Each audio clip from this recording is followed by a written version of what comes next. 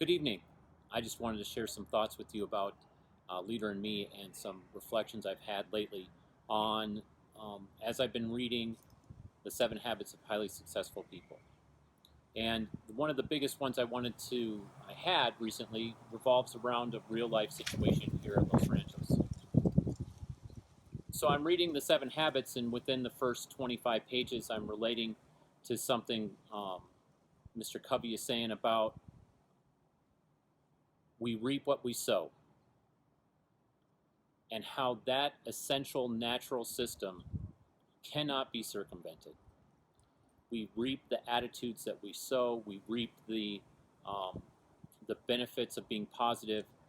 We reap the benefits of seeking first to understand and then being understood. So let me provide a really pretty interesting illustration of that. Many of you know that the other week we had a student who was on a bus, and the bus had parked here at Los Ranchos after starting its route and then coming back. The student was incredibly frustrated with the route, coming back to the school instead of going to where he lived. He wanted to get off the bus. He was showing his need to get off the bus by standing up and telling me that he needed to get off the bus. I told him no, he wasn't going to get off the bus, and that he was going to stay on the bus. The student took things into his own hands, and he exited the bus through the emergency exit. Thankfully, the bus was standing still, and he jumped out. I got out, reset the door, and the interesting thing is that he came back to me, and he said, so he came back to the bus as the bus was still getting quieted down, and he said, I need to get my little brother. Well, that seemed odd to me. He wanted to get off the bus, and now he's back to pick up what he said was his little brother. That didn't happen. And the bus went on its way, and he went home. The next day, of course, I had to do some investigation and find out more about this situation. In my discovery of what was really going on with that situation, I had to do a little seeking first to understand, because it was necessary. I had to figure out first who this little brother was, because I was pretty sure, and Anna confirmed, that guess what? He doesn't have any little siblings here. He doesn't have any siblings at the school, but he considers somebody to be his little brother.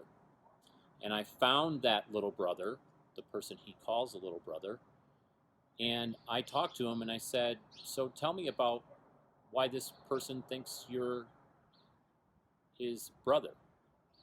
And he told me, well, he looks out for me and makes sure I get to school and I don't do everything right at school. And that's why he's my brother, because he does all the things a brother would want me to do, or want a little brother to do. He looks out for me. He takes care of me. One of the things I didn't say about what the student was saying on the bus was he was pretty excited about how he had to get home and read. In fact, he was kind of yelling it in my face. I have to get home with my little brother and read. And that didn't really make any sense to me at the time. But what I found out later was what this student does is they get off at the same bus stop. They both have apartments near each other, so they go to an apartment, and this student helps the younger student read. And that's an agreement that the families have made. It's a pretty incredible switch for this student, because some would say that he is trouble, and some would say that he's not doing the right things at school. But what really I discovered was that he is taking on all of the leadership characteristics that we're wanting to have him instill, and he's practicing them in real time, on his own time, not because anybody is telling him to do so, but because that's what he feels he needs to do. Pretty incredible that understanding the student led me to a place to understand that he's the leader and he's showing other students at this school, he's helping them to learn, and he's looking out for their well-being and their education. A pretty powerful switch in what I would call a paradigm. My paradigm initially is, this kid broke the rules, maybe he's going to get kicked off the bus, because that's a pretty serious offense. To, oh my gosh, he's terribly upset because he's not getting to where he needs to be,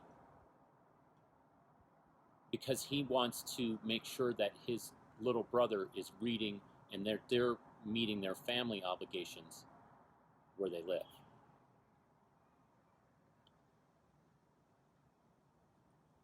What we can do is we can continue to sow the attitudes of distrust in our students and not seek to understand, and we can probably reap the same things back from them. Or we can really seek to understand our students, treat them as leaders, and expect them to be leaders, and maybe they'll surprise us in amazing ways. I'm super excited by what this one small example of me practicing the habits and the student being the leader, and kind of what a role reversal that is. And it helps me understand how powerful this program is and will continue to grow into at our school. So as far as assignment is concerned for this little video, I would like you to take a few moments and type out in an episode, something that has happened relating to the 7 habits for your classroom, or something that's happened to you in the 7 habits. It could be your own paradigm shift. It could be something where a student did something amazing in your classroom, but in the comments section, do that. We'll use that information to further on down the line, and when we're talking to the Franklin Covey Institute, to help them understand where we are in our leadership program. I hope you guys have a great night, and thank you for listening.